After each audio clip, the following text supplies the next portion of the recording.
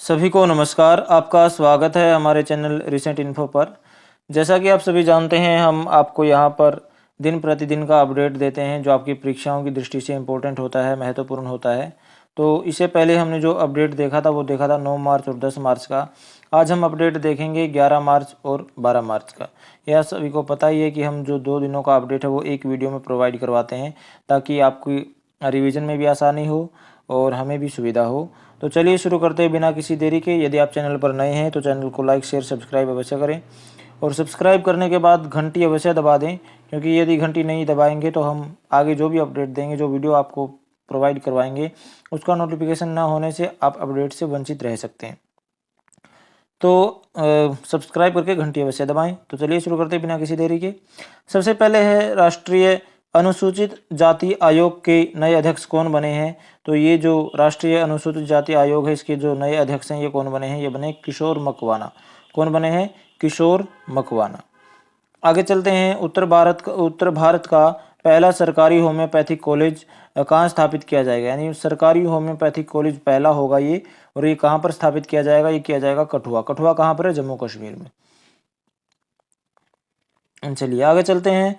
किस राज्य सरकार ने परिवारों के उत्थान के लिए निंगल नालामा योजना शुरू की है? अब ये भी पूछा जा सकता है कि निंगल नालामा योजना का संबंध किससे है? तो ये परिवारों को उत्थान से इसका संबंध।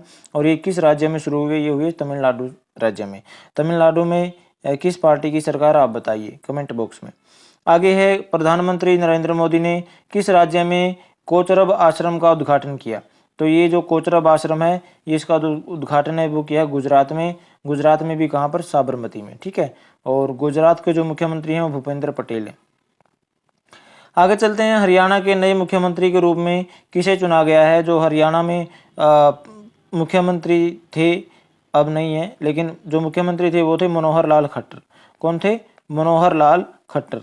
बीजेपी सरकार ने जेजेपी के साथ गठबंधन करके ये अपनी सरकार बनाई थी। जेजेपी और बीजेपी ने मिलकर। और जेजेपी का जो दुष्यंत चौटाला है वो उप मुख्यमंत्री बने थे, और बीजेपी से जो मनोहर लाल खट्टर हैं वो मुख्यमंत्री बने थे। लेकिन अभी इन सीटों के बंटवारे को लेकर इनमें सहमति नहीं बनी और इन्होंने अपना गठबंधन तोड़ दिया, और जो मनोहर लाल खट्टर जी हैं इन्होंने अपना इस्तीफा दे दिया। और अब बीजेपी ने जो अपना नया मुख्यमंत्री बनाया हरियाणा का, वो बनाया नायब सैनी को। आगे चलते हैं। समाचारों में देखी गई टोंकिन की खाड़ी घटना, ठीक है, ये निम्नलिखित में से किससे संबंधित है? ये टोंकिन की खाड़ी जो घटना है ये समाचारों में चली काफ़ी, तो इसका संबंध किससे आपको बताना है? तो इसका संबंध है वियतनाम के युद्ध से। ठीक है, वियतनाम युद्ध से इसका संबंध है। आगे चलते हैं। समाचारों में एक और चीज़ देखी गई, क्या? इन्फ्लेक्शन 2.5। ठीक है, तो ये है क्या? ये क्या है? बड़े भाषा का मॉडल है ये। आगे समाचारों में आगे देखा याओंडे घोषणा। ठीक है, याओंडे घोषणा किस मुद्दे से संबंधित है? तो याओंडे घोषणा जो है ये मलेरिया उन्मूलन। मलेरिया मतलब क्या होता है? ये मच्छर के काटने से होता है, मच्छरों के कारण। तो मलेरिया की रोकथाम के लिए, मलेरिया को ख़त्म करने के लिए ये घोषणा की है, याओंडे घोषणा। ये ध्यान रखिएगा क्योंकि ये अलग सा नाम है और कई बार ये ऐसे नाम परीक्षाओं में आ जाते हैं और पूछ लिए जाते हैं कि इसका संबंध किससे है। आगे है, भारतीय राष्ट्रीय अभिलेखागार द्वारा अपने 134वें स्थापना दिवस पर शुरू की गई डिजिटल प्रदर्शनी का नाम क्या है? तो 134वां इन्होंने स्थापना दिवस मनाया, किसने? भारतीय राष्ट्रीय अभिलेखागार ने। और तो इन्होंने एक प्रदर्शनी का आरंभ किया, डिजिटल प्रदर्शनी। तो उसका नाम बताइए। उसका नाम है सुभाष अभिनंदन। ठीक है, तो उस प्रदर्शनी का नाम क्या है? सुभाष अभिनंदन।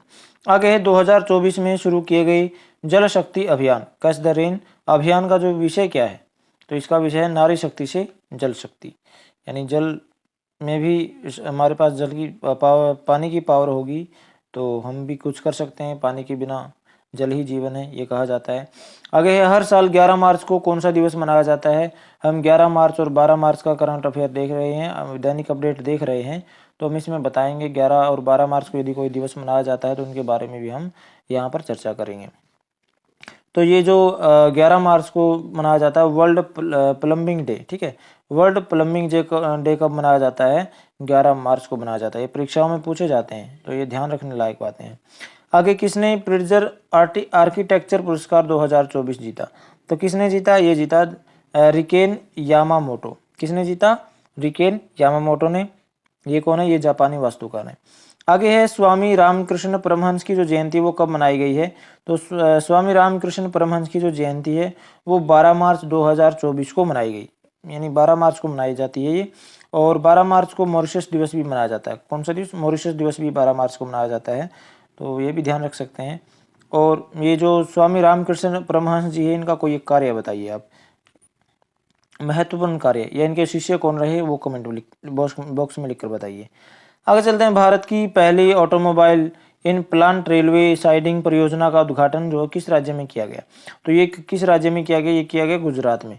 और यदि गुजरात में भी जगह पूछे तो किया गया है हंसलपुर में।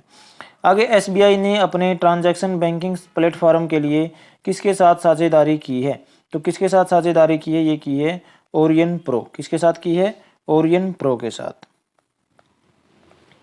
आगे है किस राज्य या केंद्र शासित प्रदेश ने अखिल महिला समुद्री निगरानी मिशन का आयोजन किया है? तो ये जो किया है, ये किया है अंडमान निकोबार द्वीप समूह ने। ठीक है, केंद्र शासित प्रदेश है, तो इसने महिला समुद्री निगरानी मिशन का आरंभ किया है। आगे है खेलो इंडिया राइजिंग टैलेंटेड आइडेंटिफिकेशन, कीर्ति इसका शॉर्ट नेम है। कीर्ति कार्यक्रम का जो उद्घाटन है वो कहाँ किया गया है? तो कीर्ति कार्यक्रम का जो उद्घाटन है वो किया गया है चंडीगढ़ में। कीर्ति का फुल फॉर्म भी पूछ सकते हैं, तो ये है इसका फुल फॉर्म, ये भी आप देख सकते हैं। और ये किससे संबंधित है कीर्ति, ये भी पूछ सकते हैं कार्यक्रम, तो ये भाई खेलो इंडिया यानी खेल से ही संबंधित है। आगे है समाचारों में देखा गया मिशन दिव्यास्त्र निम्नलिखित में से किस मिसाइल प्रणाली से संबंधित है? देखिए जो डीआरडीओ इसने दिव्यास्त्र मिशन के तहत अग्नि 5 मिसाइल का परीक्षण किया है, सफल परीक्षण किया है। और ये जो अग्नि 5 से संबंधित है मिशन दिव्यास्त्र। आगे है समाचारों में देखी गई संशोधित फार्मास्यूटिकल्स प्रौद्योगिकी उन्नयन सहायता योजना, या इसका जो शॉर्ट रूप है वो क्या है? RPTUAS। तो ये किस मंत्रालय ने इसको शुरू किया है? तो ये जो किया है, ये किया रसायन और उर्वरक मंत्रालय ने। ठीक है, रसायन और उर्वरक मंत्रालय ने इस योजना को शुरू किया है। RPTUAS